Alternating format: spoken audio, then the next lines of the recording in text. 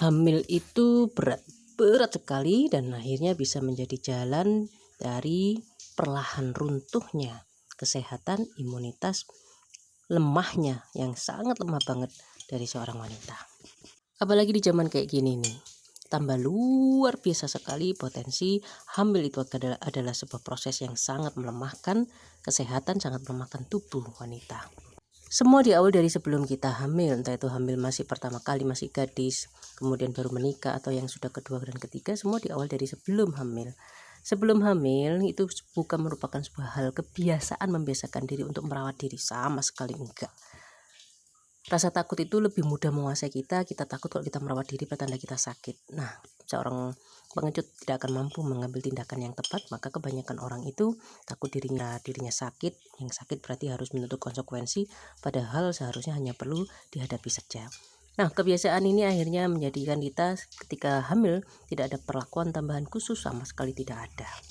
Sebelum hamil kita nggak pernah peduli sama air, ketika sudah hamil kita nggak peduli apakah jumlah konsumsi air kita sudah bagus, sama sekali enggak. Sebelum hamil kita nggak peduli dengan rawatan, entah itu terapi fisik yang namanya pijat, bekam, ataupun relaksasi yang lain. Apalagi ketika sudah hamil nggak peduli, perut kita itu tambah membesar, ada sesuatu yang tumbuh dalam diri kita menjadi pikiran ada apa ini, apa ya, menimbulkan sensasi tidak nyaman, kita nggak peduli banget, sama sekali nggak peduli.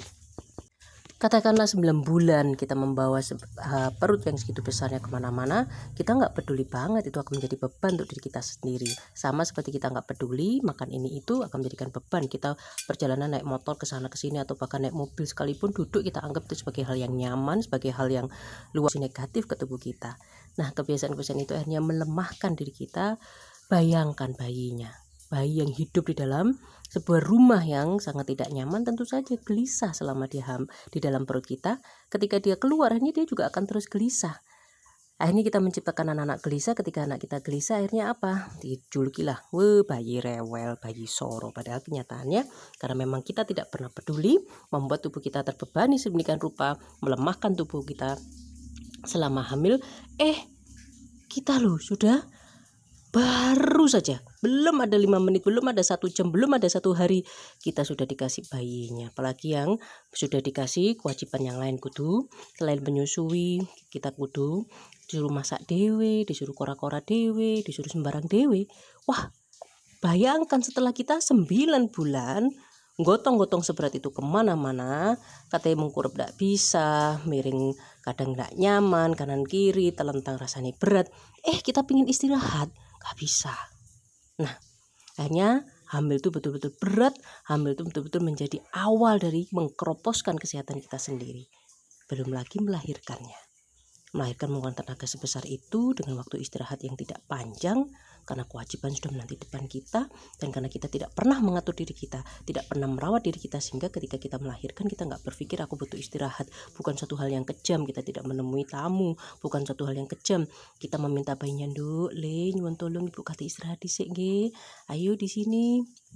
Ambil ibu bubuk, atau keluarga kita pun juga tidak mendukung kita dengan pola beristirahat untuk ibu hamil yang setelah begitu lama dengan sangat lelah membawa perut yang besar, dengan sangat lelah baru saja melahirkan.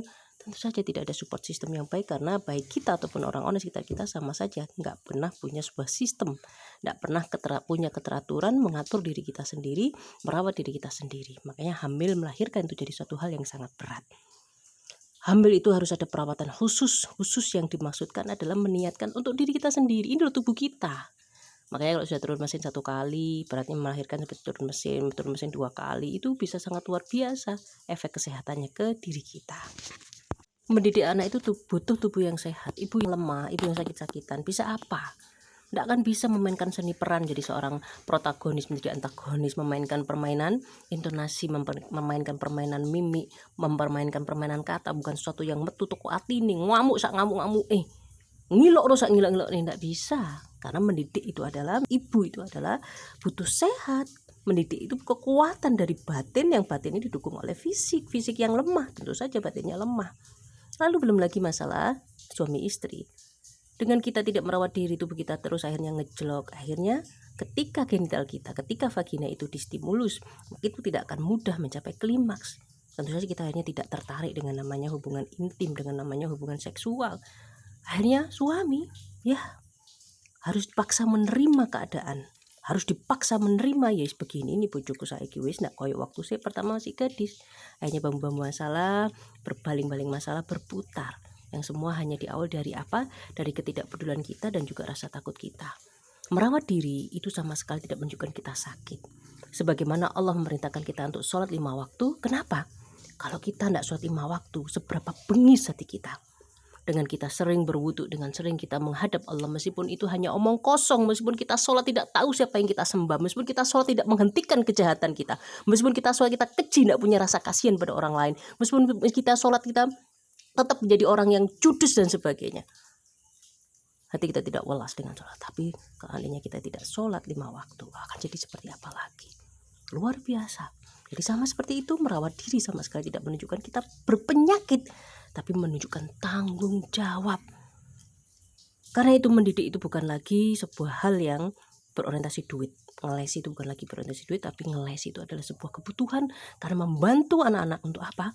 Untuk keluar dari alam bawah sadarnya. Kalau alam bawah sadar itu menjajah kita, alam bawah sadar itu sangat membuat kita tidak paham dengan diri kita sendiri, membuat kita terjebak pada banyak kesalahan. Alam sadar apakah berarti kita tidak terjebak? Tentu saja, tapi dengan kondisi sadar. Apa kok Rono? Ya aku ndak ero. Tentu jawaban mengecewakan. Kenapa kamu ke sana? Ya, aku sudah mikir gini. Nah, itu suatu hal yang sudah dipertimbangkan jauh lebih menenangkan daripada suatu hal yang dijalani tanpa kita tahu. Itulah kelebihan orang yang berpikir, kelebihan orang yang berilmu, ditambahkan nikmatnya. Karena kita melakukannya dengan bertanggung jawab, kita menghargai kita sendiri.